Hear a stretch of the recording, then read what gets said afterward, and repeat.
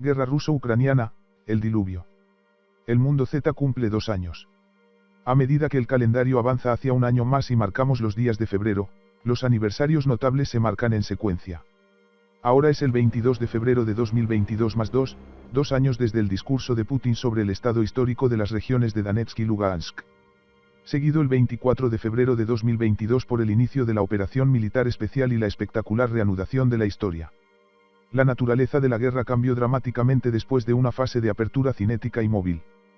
Con el colapso del proceso de negociación, ya sea gracias a Boris Johnson o no, quedó claro que la única salida al conflicto sería mediante la derrota estratégica de una parte por la otra.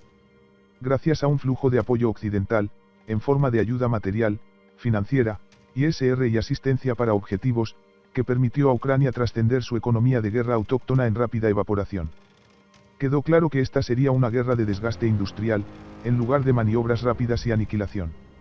Rusia comenzó a movilizar recursos para este tipo de guerra de desgaste en el otoño de 2022, y desde entonces la guerra ha alcanzado su calidad actual, la de una lucha posicional intensiva en potencia de fuego pero relativamente estática.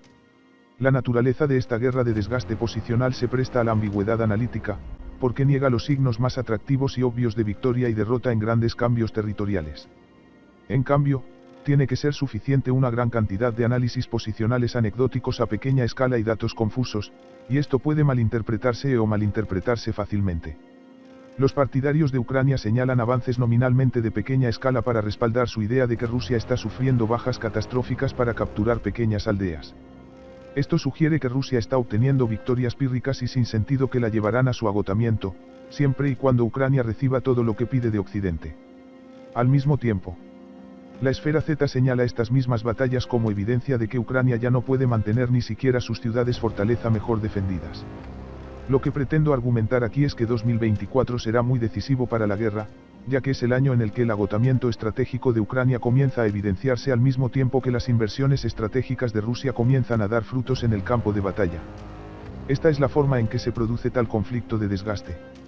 Lo que carga a los ejércitos con factores estresantes acumulativos y constantes en una prueba de sus poderes de recuperación. El desgaste y la furia de las aguas erosionarán y sobrecargarán el dique hasta que reviente. Y luego llega el diluvio.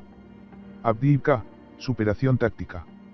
El desarrollo operativo característico de 2024 es, en este punto, claramente la captura rusa completa de Avdiivka. La importancia estratégica de Avdiivka ha sido objeto de debate, y algunos lo desestiman como poco más que un lúgubre suburbio de Donetsk, cuyo objetivo es darle a Putin una victoria simbólica en vísperas de las elecciones rusas. De hecho, Avdiivka es claramente un lugar de gran importancia operativa. Avdiivka, fortaleza ucraniana desde el comienzo de la guerra de Donbass en 2014, sirvió como posición de bloqueo clave para las AFU a las puertas de Donetsk, situada en un importante corredor de suministro. Su captura crea espacio para que Rusia comience un avance en múltiples frentes en el próximo año. Elimina los bastiones ucranianos como Konstantinivka y Pokrovsk, más sobre esto más adelante, y aleja la artillería ucraniana de Donetsk. Sin embargo, el tema que parecería de particular importancia fue la forma en que Rusia capturó Avdiivka. La lucha en medio de los escombros de una ciudad industrial proporcionó una especie de prueba de Rorschach para la guerra, y algunos vieron la batalla como otra aplicación más de los ataques de carne rusos, abrumando a los defensores de las AFU con una masa en medio de horribles bajas. Esta historia no resiste un escrutinio, como me gustaría demostrar desde diversos ángulos. Primero, podemos intentar calcular las bajas. Esto siempre es difícil de hacer con un alto grado de precisión, pero sería útil buscar anomalías o picos en los patrones de pérdidas rusos. La fuente más ampliamente aceptada para esto sería el rastreador de víctimas de Mediazona, un proyecto de medios explícitamente antiputinista operado desde Occidente. Cuando uno va a examinar los recuentos de Mediazona se manifiesta una interesante discrepancia. El texto resumido señala que recientemente concluyó una batalla de 4 meses por Avdiivka. Y Mediazona afirma, estamos viendo un crecimiento significativo de las bajas rusas desde mediados de octubre.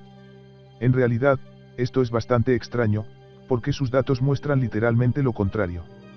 Desde el 10 de octubre, el día del primer gran asalto mecanizado ruso contra Avdiivka, Mediazona ha contabilizado una media de 48 bajas rusas por día. Que en realidad es significativamente menor que la tasa de quema a principios de año. Por el contrario, Mediazona contabilizó una media de 80 bajas diarias entre el 1 de enero y el 9 de octubre. Este periodo, por supuesto, incluye intensos combates en Bakhmut. Así que si se toma el periodo comprendido entre el final de la batalla de Bakhmut y el comienzo de la batalla de Avdiivka, del 20 de mayo al 9 de octubre, se encuentra un promedio de 60 bajas rusas por día. Una serie temporal de bajas confirmadas semanales de mediazona también muestra una tendencia a la baja. Lo que hace que uno se pregunte cómo pueden sentirse cómodos afirmando que la acción en Avdiivka ha aumentado la tasa de quema.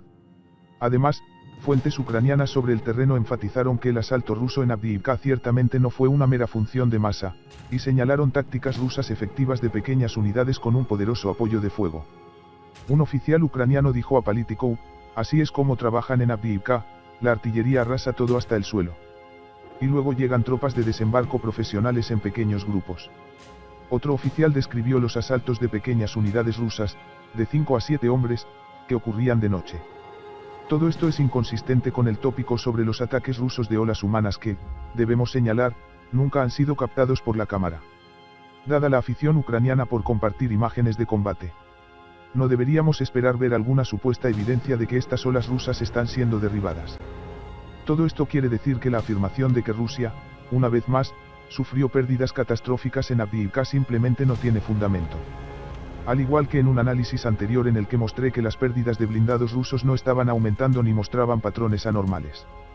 Una vez más tenemos un importante ataque ruso que no logra provocar un aumento en los datos de pérdidas. Esto no quiere decir que Rusia haya sufrido bajas. La operación en Avdiivka fue una batalla de alta intensidad que duró 4 meses. En tales casos se mata a hombres y se destruyen vehículos. Pero hay poca evidencia de que esto haya ocurrido a un ritmo anormal o alarmante para las fuerzas armadas rusas. Ahora, ciertamente eres libre de hacer tus propios juicios, y no tengo ninguna duda de que la creencia en las bajas rusas masivas y los ataques de oleadas humanas perdurará. Sin embargo, para creer esto, hay que hacer un acto de fe epistemológico. Creer que las oleadas humanas derrochadoras existen a pesar de que los combatientes ucranianos testifiquen lo contrario, y que las bajas rusas han aumentado de una manera que de alguna manera es invisible para rastreadores como Warspotin y Mediazona. A diferencia de Avdiivka se destaca como el primer enfrentamiento importante de la guerra en el que se ha sentido agudamente la creciente escasez de materiales en Ucrania. Después de consumir gran parte de sus existencias acumuladas, incluido el gran lote de proyectiles comprados a Corea del Sur por Estados Unidos, las AFU sintieron una flagrante y dolorosa escasez de artillería en Avdiivka. Las quejas sobre el hambre de conchas fueron el motivo de la cobertura de la batalla. Por supuesto, hemos oído hablar de la creciente escasez de proyectiles durante meses, y se sabe que Ucrania simplemente no tiene suficientes tubos para cubrir todo el frente, pero Avdiivka se destaca como una posición clave. Lo suficientemente importante como para que Ucrania reúna activos de primer nivel para reforzarla, cuando simplemente no podían proporcionar una base de fuego adecuada. A falta de artillería adecuada, Ucrania ha intentado cada vez más recurrir a drones FPV como sustituto. Hay una cierta lógica estratégica en esto, en el sentido de que los pequeños drones pueden fabricarse en instalaciones distribuidas y no requieren centros de producción intensivos en capital, vulnerables a los sistemas de ataque rusos, que requieren los proyectiles de artillería. Sin embargo, es evidente que los drones no son una panacea para los problemas de Ucrania. En el sentido técnico simple, el poder destructivo de un drone FPV, que normalmente lleva la ojiva de una granada propulsada por cohete, palidece en comparación con un proyectil de artillería y, por lo tanto, no es adecuado para el fuego de supresión o la reducción de puntos fuertes. Los drones también están sujetos a perturbaciones causadas por el clima y la guerra electrónica en formas que no lo están la artillería. Sin embargo, lo más importante es que Ucrania simplemente está perdiendo la carrera de los drones. Los logros de Ucrania en el aumento de la producción de drones en tiempos de guerra son realmente impresionantes. Pero la base industrial del país sigue siendo mucho más pequeña y más vulnerable que la de Rusia, y la producción rusa de drones está empezando a superar ampliamente a la de Ucrania. La debilidad de Ucrania en otras armas los llevó a ser el primer partido en apoyarse en gran medida en los FPV, pero esa ventaja inicial se ha perdido. Entonces, los drones ofrecen claramente un recurso letal e importante en el campo de batalla, pero no son un reemplazo genuino de la artillería ni un arma de clara ventaja para Ucrania. El resultado fue una defensa ucraniana en Avdiivka sustancialmente superada en armas. El problema se vio agravado por la rápida proliferación de bombas planeadoras lanzadas desde el aire por Rusia, junto con la degradación de la defensa aérea de Ucrania. Esto permitió a la Fuerza Aérea Rusa operar alrededor de Avdiivka con algo cercano a la impunidad, lanzando cientos de bombas planeadoras con el poder de, a diferencia de los proyectiles de artillería, y mucho menos de las diminutas ojivas FPV. Nivela los bloques de hormigón fortificados que normalmente hacen que las antiguas ciudades soviéticas sean tan duraderas en los combates urbanos. Así, Avdiivka se desarrolló siguiendo un patrón que ahora se está volviendo muy familiar, e indica la emergente preferencia rusa por asaltar ciudades, al menos de esta variedad de fortalezas de tamaño mediano. Una vez más, la operación se centró en su fase preliminar en aumentar el control ruso sobre los flancos, comenzando con el gran asalto mecanizado a principios de noviembre que aseguró posiciones en la línea ferroviaria al norte de la ciudad. Nuevamente, como en el caso de Bakhmut y Lysychansk. Severodonetsk, algunos esperaban que Rusia intentara rodear la ciudad, pero esto todavía no parece factible en el entorno operativo actual bajo el nexo de incendios e ISR. En cambio, las posiciones en el flanco permitieron a los rusos lanzar ataques concéntricos a la ciudad, entrando por múltiples ejes que comprimieron a los defensores ucranianos en una posición interior estrecha, donde el fuego ruso podría concentrarse en gran medida. La particular combinación de ataque concéntrico y abrumadores fuegos rusos condujo a un final muy rápido de la batalla una vez que comenzó el avance ruso hacia la ciudad propiamente dicha. Si bien el avance por los flancos se produjo en una secuencia de ataques intermitentes durante el invierno, el aplastamiento concéntrico de la ciudad duró poco más de una semana. El 7 de febrero. 8. Los rusos lograron avances tanto en los suburbios del norte como del sur, y el 14 de febrero los ucranianos estaban en retirada. Unos pocos focos de resistencia persistirían solo unos días, a pesar de las declaraciones que afirmaban que habían llevado a cabo una retirada ordenada. Hay abundantes pruebas de que los ucranianos quedaron desconcertados por el ritmo del asalto ruso, y la evacuación se organizó apresuradamente y solo se completó parcialmente. Un gran número de miembros del personal no pudieron escapar y ahora son prisioneros de guerra, y está claro que Ucrania no tuvo tiempo ni energías para evacuar a los heridos. En lugar de eso, ordenó que simplemente los dejaran atrás. El panorama general es el de una retirada caótica y ad hoc de la ciudad, no una retirada ordenada y planificada de antemano. La cuestión para Ucrania va ahora más allá de la pérdida de Avdiivka y las oportunidades que esto creará para Rusia. Ucrania tiene ahora pruebas de fracaso tanto en el ataque como en la defensa en operaciones en las que concentró fuerzas importantes. Su contraofensiva en la línea Zaporozhia de Rusia fue un fracaso catastrófico, desperdiciando gran parte del paquete mecanizado cuidadosamente administrado por las AFU, y ahora tienen una defensa fallida en sus manos en Avdiivka. A pesar de luchar desde una fortaleza bien preparada y enviar reservas al sector para reforzar la defensa. La pregunta ahora se vuelve bastante simple: si Ucrania no logró atacar con éxito durante el verano, si no pudo defender Bakhmut y si no puede defender en Avdiivka, ¿hay algún lugar donde puedan encontrar un éxito en el campo de batalla? La presa tiene una fuga. ¿Puede Ucrania taparlo antes de que colapse? La prensa rusa en pleno. La estructura de fuerzas de Ucrania siempre es notoriamente difícil de analizar, debido a su propensión a las adversidades. Grupos de batalla ad hoc y su práctica de asignación gradual de fuerzas a los comandos de brigada residentes, convertir el cuartel general de la brigada en copas en un juego de estratagemas. A decir verdad, Orbat ucraniano y la asignación de fuerzas son únicos en su clase. Para intentar controlarlo, no hay nada mejor que el excelente trabajo de Matt Davis en X.com. Esto generalmente hace que la organización y la generación de fuerzas de las AFU sean más opacas y más difíciles de analizar que las de Rusia, por ejemplo. Mientras que Rusia emplea agrupaciones convencionales a nivel de ejército, Ucrania no las emplea y, de hecho, carece de mandos orgánicos por encima del nivel de brigada. Habiendo dicho eso, la imagen básica es la de una de las tres agrupaciones estratégicas operativas ucranianas, que son vagamente similares a grupos de ejércitos. Se trata, de norte a sur, de las agrupaciones estratégicas de operación, OSG, Khortysia, Tabrilla y Odessa. Frente a ellos se encuentran desplegados 4 grupos de ejércitos rusos, de norte a sur. Estos son los grupos de ejércitos oeste, centro, este y Dnieper. Siempre es difícil evaluar la fuerza total de la línea, en gran parte porque no siempre tenemos una buena idea del índice de combate real de estas unidades. Sin embargo, podemos hacer estimaciones de la resistencia del papel. Basado en información de despliegue del mapa de control de Ucrania del proyecto AUL y el mapa de despliegue de Militariland, podemos estimar que la fuerza nominal en el teatro de operaciones en estos momentos es de unas 33 equivalentes de división para Ucrania contra quizás 50 de para Rusia, una ventaja rusa significativa, pero no completamente abrumadora. Obtenemos una imagen similar a esta: las formaciones a nivel del ejército ucraniano están ausentes porque no existen en este momento. Rusia avanza lentamente en casi todos los ejes del teatro. Esto tiene implicaciones tanto estratégicas como de desgaste, en el sentido de que los ucranianos se ven obligados a quemar reservas continuamente mientras se les niega la capacidad de rotar y reconstituir unidades, pero también se está produciendo una formulación operativa clara. El plan de maniobras ruso debe realizarse en referencia a sus objetivos finales mínimos, es decir, la captura de las aglomeraciones urbanas restantes del Donbass alrededor de Slaviansk y Kramatorsk, aunque no debemos asumir que la guerra o las ambiciones rusas terminan ahí. Por el momento, hay varios grandes ejes de avance, que estoy etiquetando de la siguiente manera: la intención de estos ataques es bastante obvia. En el centro del frente, los avances rusos en los ejes Avdiivka y Chasiv Yar convergen en el crítico centro ucraniano de Konstantinivka, cuya captura es uno de los requisitos previos absolutos para cualquier intento serio de avanzar hacia la aglomeración de Kramatorsk.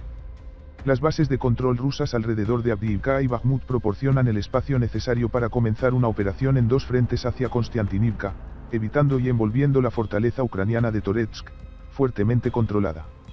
Vea el mapa a continuación, que hice en diciembre antes de la captura de Avdiivka.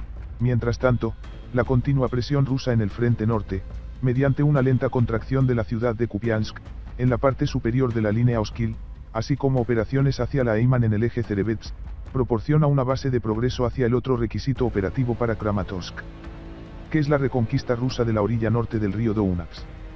Hasta la confluencia de los Oskil en Izium. Mientras tanto, en los ejes más al sur, Rusia continúa ampliando su zona de control después de la captura de Marinka, probablemente con el objetivo de desarrollar impulso hacia Kurakove, lo que pondría a la fortaleza ucraniana de Ugledar en un saliente más severo.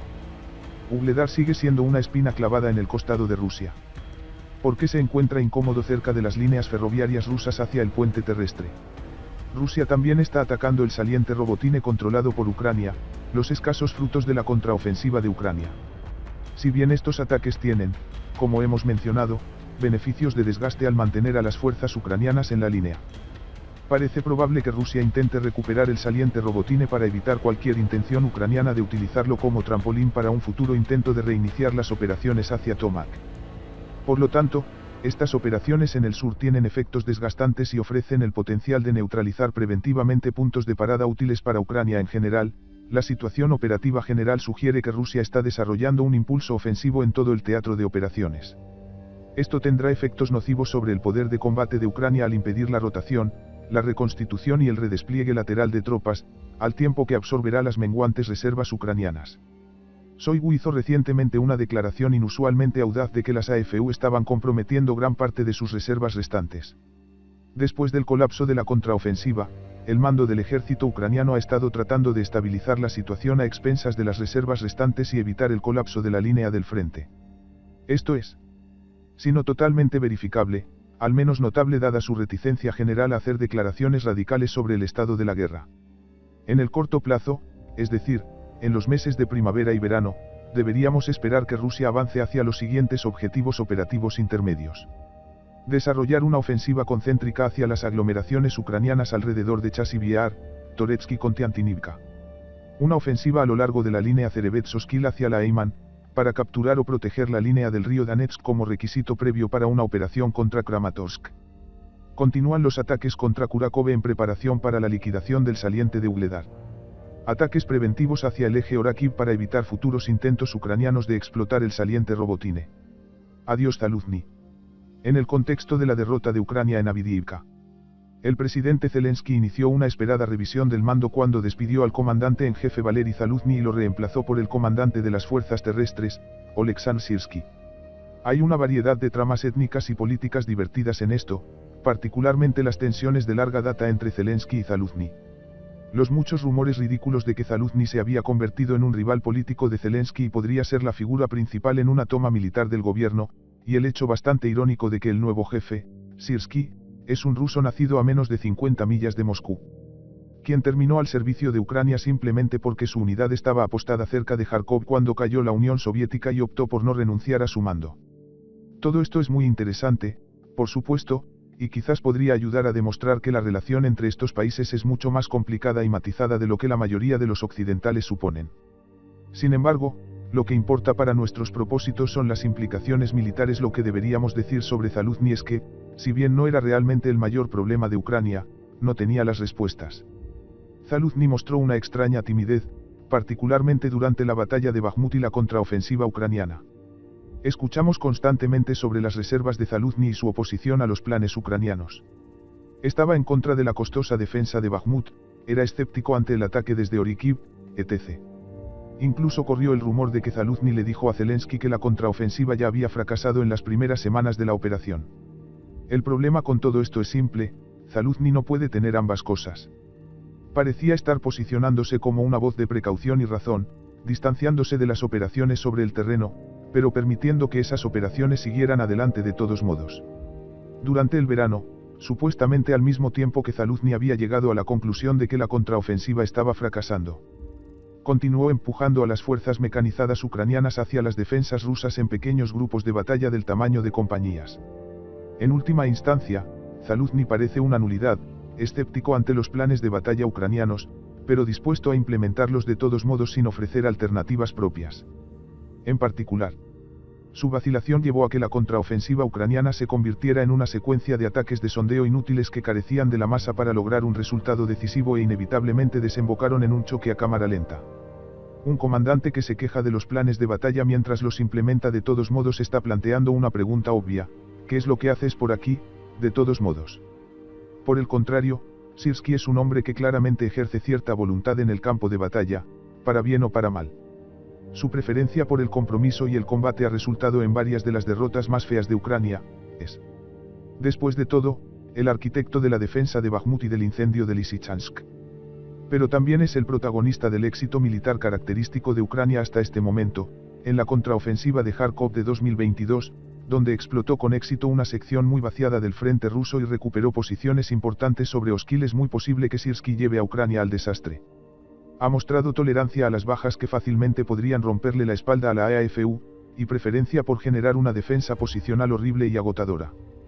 Pero Syrskyi al menos tiene tendencia a buscar puntos de decisión, a diferencia de Zaluzhny, quien parecía contento con desvanecerse lentamente en una batalla posicional contra un enemigo superior. La agresión fácilmente podría causar un desastre para Ucrania, pero claramente se había acabado el tiempo en la forma de guerra de Zaluzhny. Superados en armas, Ucrania y la carrera armamentista. La guerra ruso-ucraniana es una guerra de desgaste industrial. A pesar de una variedad de teorías sobre tal o cual arma que cambia las reglas del juego, un plan de maniobra inteligente o un entrenamiento occidental superior, la realidad de esta guerra durante los últimos 18 meses ha sido la de una guerra industrial agotadora y laboriosa, arrasando defensas fijas en una vorágine de hormigón, acero y explosivos de alta potencia. El problema central para Ucrania es bastante simple: la generación de fuerzas rusas está alcanzando el punto de despegue, lo que cambiará interminablemente el poder de combate a favor de Rusia. Dado que los proyectiles de artillería se han convertido en el elemento tótem de esta guerra, ciertamente se justifica un comentario sobre el estado de la carrera artillera. Ucrania logró construir un gran inventario de proyectiles en preparación para su ofensiva de verano de 2023, en parte mediante una cuidadosa gestión de los recursos y en parte gracias a que Estados Unidos explotó algunos depósitos restantes, como Corea del Sur. Después de gastar gran parte de ese arsenal en operaciones de alta intensidad durante el verano, la ventaja de la artillería ha vuelto a inclinarse fuertemente a favor de Rusia, y el hambre de proyectiles se ha convertido en una queja omnipresente para Kiev. En particular, Zelensky ha comenzado recientemente a quejarse de lo que él llama una escasez artificial, culpando a la oposición republicana en el Congreso de Estados Unidos por las dificultades de suministro de Ucrania. Zelensky se equivoca. La escasez es real y no es fácil de solucionar. Después de agotar el exceso de existencias, el suministro a largo plazo de Ucrania ha pasado a depender cada vez más de los intentos de ampliar la producción en Europa y Estados Unidos. Sin embargo, este plan está naufragando en tres rocas distintas. 1. La industria ha tardado mucho más de lo esperado en crecer. 2. Incluso los objetivos de producción ampliados son demasiado bajos para ganar la guerra para Ucrania. Y 3. Incluso si se pudiera conseguir munición adecuada, Ucrania rápidamente tendría problemas con la disponibilidad de barriles. Hasta ahora, Estados Unidos ha tenido mucho más éxito en aumentar la producción que Europa. Si bien los objetivos estadounidenses han sido revisados varias veces, ahora parece que Estados Unidos producirá algo así como 500.000 proyectiles en 2024, lo cual es una buena cifra dado el estado de la planta industrial estadounidense y los problemas de escasez de mano de obra. Inicialmente, la Unión Europea esperaba entregar 1 millón de proyectiles anualmente. Pero parecen estar muy por debajo de este número. Europa enfrenta una variedad de problemas, como escasez de mano de obra, costos energéticos exorbitantes y una cultura de toma de decisiones impulsada por el consenso que tarda en asignar recursos significativos. La práctica europea de pedidos pequeños realizados por Estados miembros individuales también hace que los fabricantes duden a la hora de realizar grandes inversiones en nuevas líneas de producción. O, como lo expresó un general belga, estamos en una situación muy profunda. Digamos que tanto EU como Europa cumplen en su totalidad sus actuales entregas previstas a Ucrania. ¿Cuánto equivaldría eso? Un estudio reciente de 2 analistas alemanes del Consejo Europeo de Relaciones Exteriores estimó que, en el escenario optimista, Estados Unidos y Europa pueden suministrar a Ucrania aproximadamente 1,3 millones de municiones anualmente. Esto daría a Ucrania un presupuesto de unos 3.600 proyectiles al día. Suficiente para mantener una intensidad moderada, pero muy por debajo de lo que necesitan el año pasado. El ministro de Defensa ucraniano, Reznikov, dijo que Ucrania necesitaría casi 12.000 proyectiles por día para ejecutar con éxito las tareas en el campo de batalla, en particular las acciones ofensivas. Eso equivale a más de 350.000 proyectiles por mes, más de 3 veces lo que el bloque de la OTAN espera producir. Obviamente ese gran número no es realista. Pero un estudio reciente del Ministerio de Defensa de Estonia estimó que, como mínimo, Ucrania necesitará 200.000 proyectiles al mes, aproximadamente 6.600 al día. Con una disponibilidad estimada a largo plazo de 3.600 por día, Ucrania puede tener algunas funciones básicas. Pero les resultará difícil acumular reservas que permitan operaciones ofensivas de mayor intensidad.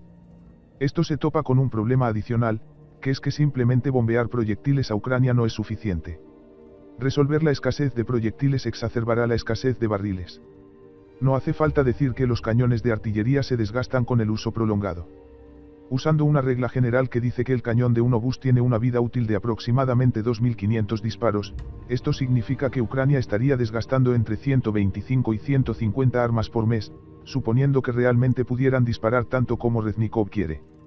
Esto crearía otro cuello de botella en materia de sostenimiento. Complicado por el hecho de que Ucrania tiene al menos 17 plataformas diferentes en uso.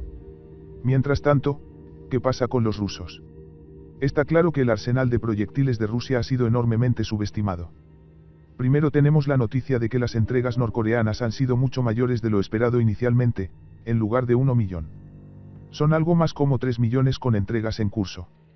Esta cifra se ve atenuada por el hecho de que algunos de los proyectiles norcoreanos son defectuosos, por largas estancias en depósitos y canibalización, pero no se puede ignorar el gran tamaño de la entrega.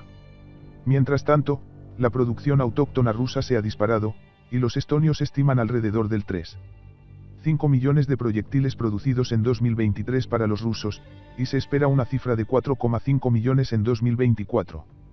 Incluyendo los proyectiles norcoreanos, parece muy probable que Rusia pueda sostener fácilmente una velocidad de disparo de hasta 12.000 proyectiles por día, con capacidad de aumento en reserva.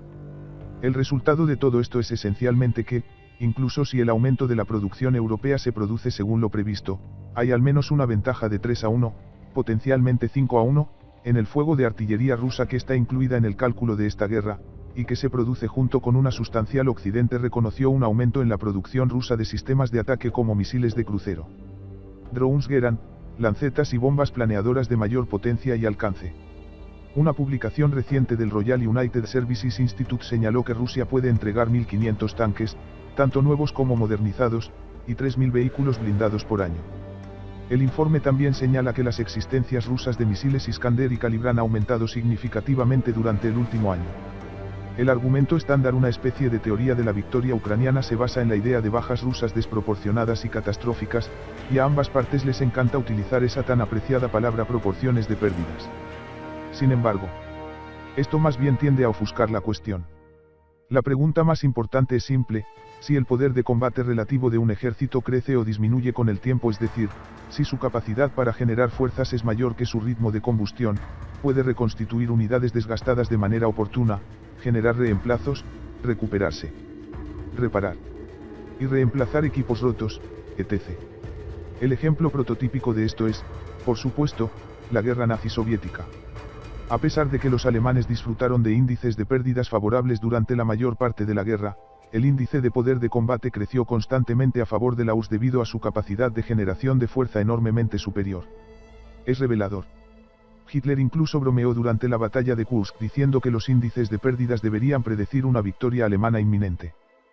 Pero los índices de pérdidas no importan tanto como la tasa relativa de pérdidas y la generación de fuerza. Dado que las bajas rusas están obviamente muy por debajo de los fantasmagóricos cientos de miles sugeridos por los medios de comunicación occidentales y los propagandistas ucranianos, ha quedado claro que Rusia está generando más fuerza con el tiempo. La inteligencia estonia estimó que Rusia puede entrenar, equipar y desplegar adecuadamente aproximadamente 130,000 tropas adicionales cada 6 meses, lo que es más que suficiente para superar las tasas de pérdidas actuales. Como para enfatizar este punto, Rusi señala que el grupo de fuerzas rusas en Ucrania, es decir, solo aquellas fuerzas desplegadas en el teatro de operaciones en este momento, aumentó de 360.000 a 470.000 durante el último año. Entonces, la generación de fuerzas rusas está creciendo con el tiempo. Y no simplemente regenerar pérdidas.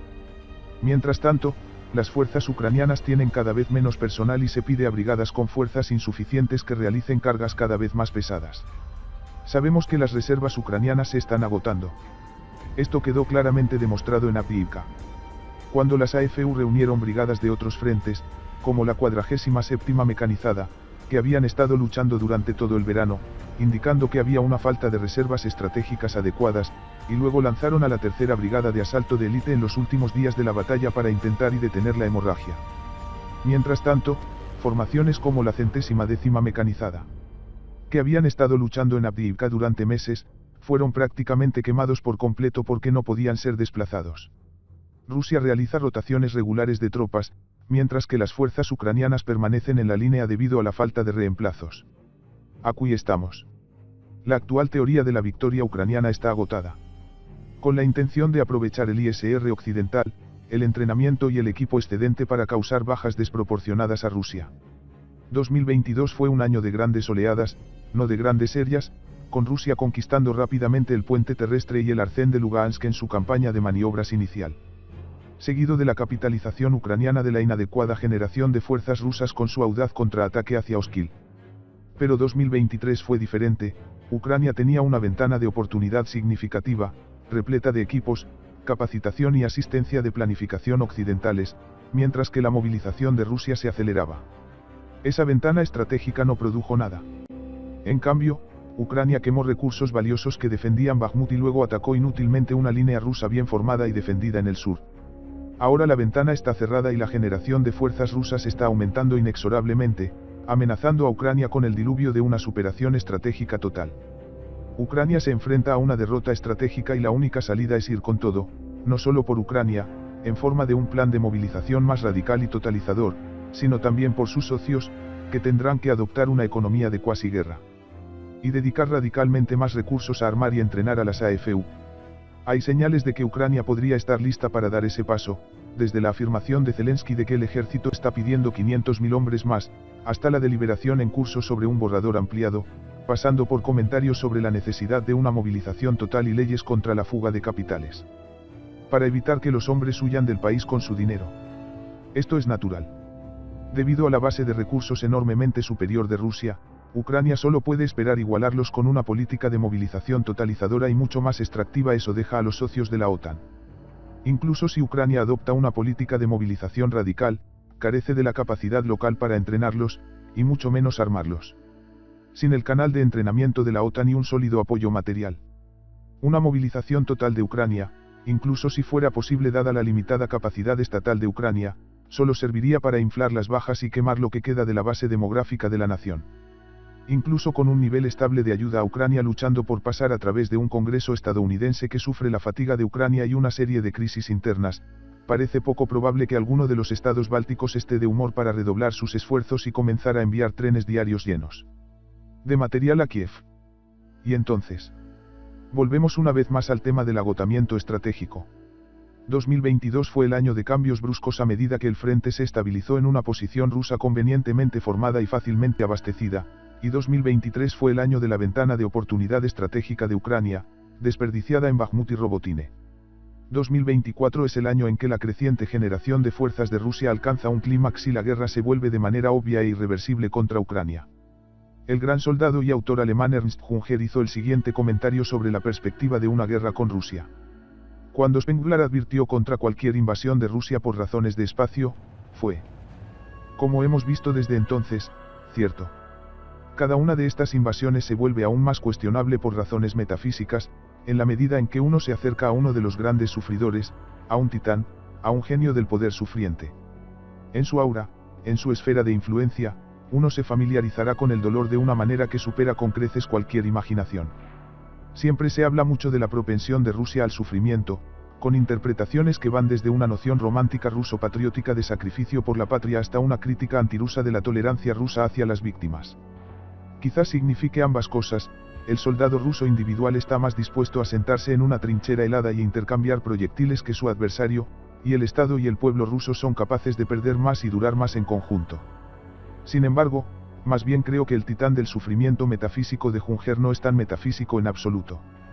Más bien se refiere a un poder mundano del Estado ruso, es decir, su excelencia y voluntad a lo largo de los siglos de movilizar enormes cantidades de hombres y material para la guerra, a expensas de otros objetivos sociales. La guerra con Rusia apesta. Significa víctimas masivas, trincheras frías, tierra marcada y largas noches de bombardeos. Los ucranianos se han enfrentado a esto mejor que nadie, porque ellos mismos son casi rusos, por mucho que lo nieguen, pero es terrible intercambiar proyectiles durante años. El poder ruso del sufrimiento es librar voluntariamente guerras que desembocan en peleas de murciélagos, sabiendo que tienen un murciélago más grande. La ventana de oportunidad estratégica se ha cerrado para Ucrania y ahora se abre de par en par para Rusia. La tierra se abre de par en par para los muertos.